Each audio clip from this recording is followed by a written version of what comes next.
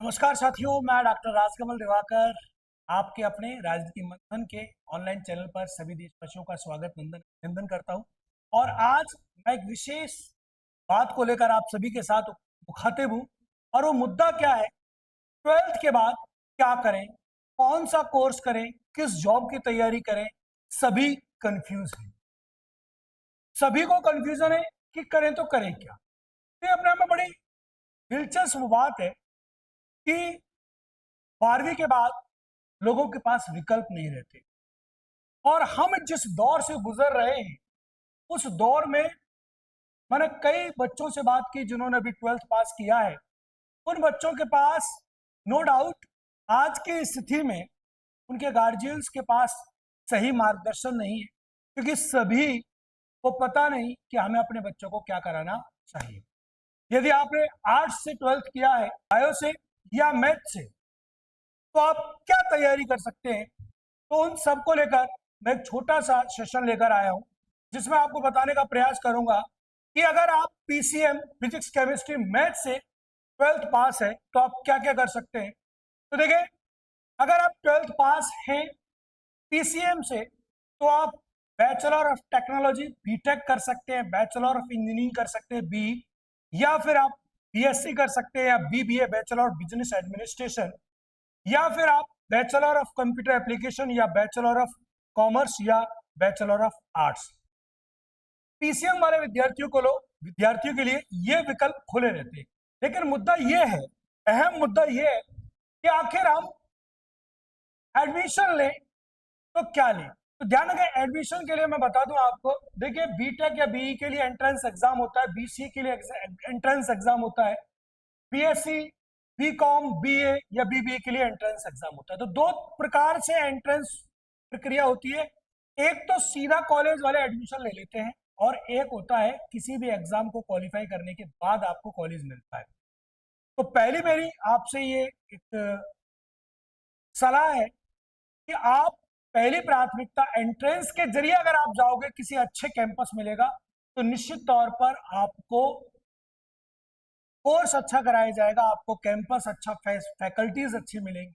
और direct admission वाले कॉलेजों से थोड़ा सा आप बच के रहें, क्योंकि हो सकता है आपने आज एडमिशन ले लिया, कल आपको मालूम पड़ा कि इस कॉलेज को तो मान्यता ही नहीं थी, या इसके पास इस डिग्री को कराने के लिए यूजीसी या किसी ऑथराइज्ड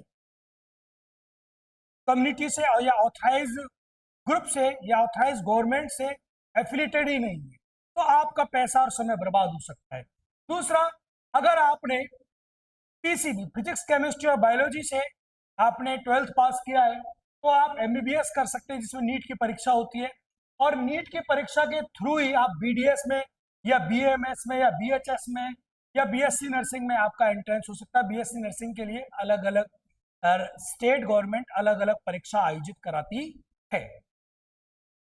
इसके अलावा अगर आपने आर्ट्स से किया है, 12th आर्ट्स के विद्यार्थी जो कला वर्ग से हैं, तो आप बीए कर सकते हैं। बीए के अलावा उनके पास विकल्प नहीं रहते, तो मैं बता दूं, बैचलर ऑफ फाइन आर्ट्स, अगर आपके पास 12th क्लास में ड्राइंग का सब्जेक्ट रहा है, चित्रकला विषय रहा है, तो आप BFA bachelor of fine arts कर सकते हैं, जो आज की डेट में बड़ा डिमांडेबल सब्जेक्ट है और इसकी बहुत ज्यादा मांग है।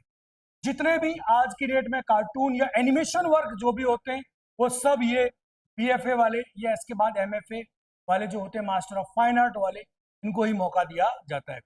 बैचलर ऑफ म्यूजिक, अगर आपने 12th क्लास में म्यूजिक रहा है और म्यूजिक में इंटरेस्ट है तो अपना म्यूजिक का सपना पूरा कर सकते हैं, इसमें भी एक बैचलर डिग्री होती है।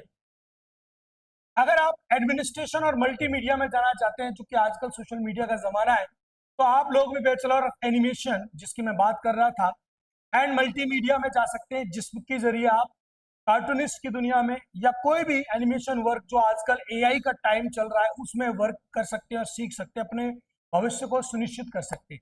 साथ ही साथ बैचलर ऑफ होटल मैनेजमेंट का कोर्स करके आप अपने भविष्य को सुनिश्चित कर सकते हैं, क्योंकि निश्चित तौर पर लोगों को पैसा कमाने से ज्यादा खर्च करने में मजा आ रहा है आजकल, और लोग घूम खूब रहे हैं। अब घूम खूब रहे हैं तो उनको होटलों में रुकना पड़ेगा, अब होटलों को कैसे मैनेज करना है अच्छे से, उसके लिए होटल मैनेजमेंट के कई सारे कोर्सेज होते हैं, कर सकते हैं। बैचलर ऑफ फैशन डिजाइनिंग, अगर आप फैशन की दुनिया में जाना चाहते हैं तो फैशन डिजाइनिंग का कोर्स कर सकते हैं। इन सभी कोर्सों को करने के लिए दो तरीके मैं फिर बता रहा हूं। एक तो होता है एंट्रेंस एग्जाम के जरिए आप जाएं, एक होता है डायरेक्ट जाएं। एंट्रेंस एग्जाम के जरिए जाएंगे तो वो ज्यादा बेहतर रहेगा। और किसी भी यूनिवर्सिटी या किसी भी यूनिवर्सिटी से ऑथराइज कॉलेज में एडमिशन लेने से पहले एक बात मैं आपको बता दूं कि आप उस कॉलेज की मान्यता, उस कॉलेज में उस कोर्स की एफिलिटी को जांच अच्छी तरीके से कर लें कि सरकार द्वारा मान्यता है या नहीं, या इस कोर्स को करने के बाद सरकारी नौकरी में हम जा सकते हैं या नहीं जा सकते, या हम प्राइवेट सेक्टर में किस किस में जा सकते हैं और किस किस में नहीं जा सकते। कि ये चीजें बाद में आपको बहुत अखरेंगी। इन सारे कोर्सेज को करने में बहुत मोटा पैसा खर्च होता है और आपका समय भी लगभग 3 से 4 वर्ष का जाएगा। तो कभी भी ऐसी गलती ना करें। अगर आप इसके अलावा कॉमर्स से हैं, आपने कॉमर्स किया है, तो आप बैचलर ऑफ कॉमर्स में जा सकते हैं, बैचलर ऑफ बिजनेस एडमिनिस्ट्रेशन कर सकते हैं, बैचलर ऑफ इकोनॉमिक्स, इकोनॉमिक्स की फील्ड में जा सकते हैं। इकोनॉमी की दुनिया, फाइनेंशियल दुनिया है। आप बैचलर ऑफ मैनेजमेंट स्टडी में जा सकते हैं, आप bachelor of accounting and finance में जा सकते हैं, जिसकी बहुत तगड़ी डिमांड है आज के इस निजीकरण के युग में। आप सीए चार्टर्ड अकाउंटेंट कर सकते हैं और आप अपनी प्रतियोगिता की, कोई भी प्रतियोगिता की तैयारी कर सकते हैं। इसके अलावा अगर आप इन कोर्सेज के साथ, इन कोर्सेज को ज्वाइन करने के साथ साथ, अगर जैसे कि कॉमर्स वाले हैं, आर्ट्स वाले हैं, अगर आप कोई तैयारी करना चाहते हैं तो एसएससी एमटीएस की तैयारी कर सकते हैं। काफी वैकेंसी निकलती है और रेगुलर वैकेंसी निकलती है। एसएससी सीजीएसएल की निकलती है। एसएससी स्टेनोग्राफर, स्टेनोग्राफर का एक कोर्स होता है, आप प्रैक्टिस कर सकते हैं। खूब डिमांड रहती है कोर्टों में, हाई कोर्ट, सुप्रीम कोर्ट में। आरआरबी ग्रुप डी एनटीपीसी की वैकेंसी निकलती है। इंडियन आर्मी की वैकेंसी निकलती है। उस देश की सेवा का जुनून है वो इंडियन आर्मी में जा सकता है, इंडियन नेवी में जा सकता है, एयरफोर्स में जा सकता है, पुलिस कांस्टेबल। हर स्टेट में पुलिस कांस्टेबल की वैकेंसी निकलती है। अभी हाल ही में यूपी में बड़ी संख्या में वैकेंसी आने वाली, राजस्थान में आने वाली। साथ ही साथ बैंकिंग एग्जाम में जा सकते हैं या डिफेंस की सेवा में जा सकते हैं। एक और बात, किसी भी कोर्स को करने से पहले 12th क्लास के बाद, 12th क्लास तक तो आपको कंपलसरी है कि आपको एजुकेशन लेनी पड़ेगी, चाहे किसी भी स्ट्रीम में लिया आपने, चाहे कॉमर्स, चाहे आर्ट्स, चाहे मैथ साइंस, चाहे बायो। लेकिन 12th के बाद कोर्स या कोई भी कोर्स ज्वाइन करें या कुछ भी करें, आप अपने दिल से एक बार जरूर पूछें। मैं बताता हूं आपको कि आपको आपसे बेहतर कोई नहीं जान सकता। आपको आपसे बेहतर कमियां आपके अंदर क्या है, आपसे बेहतर कोई नहीं बता सकता। आपके अंदर क्या गुण है, आपसे बेहतर कोई नहीं बता सकता। इसलिए एक बार किसी भी कोर्स में एडमिशन लेने से पहले अपने से बात जरूर करें कि मुझे क्या करना है, मेरा इंटरेस्ट किस में है, मेरा दिल किस में लगता है, मुझे मजा किस में आता है, मैं जिंदगी जी किस में सकता हूं। वही कोर्स करें और जुनून के साथ लग जाएं और निश्चित तौर पर आपको सफल होने से कोई नहीं। कोई भी कोर्स छोटा या बड़ा नहीं हो सकता, कोई भी कोर्स छोटा नहीं, कोई भी कोर्स बड़ा नहीं, सभी कोर्स बराबर होते हैं। अंतर इतना है कि आपने किस शिद्दत के साथ उसको किया और उसके साथ कितनी मेहनत की। तो मेहनत करेंगे, निश्चित तौर पर सफलता जरूर मिलेगी।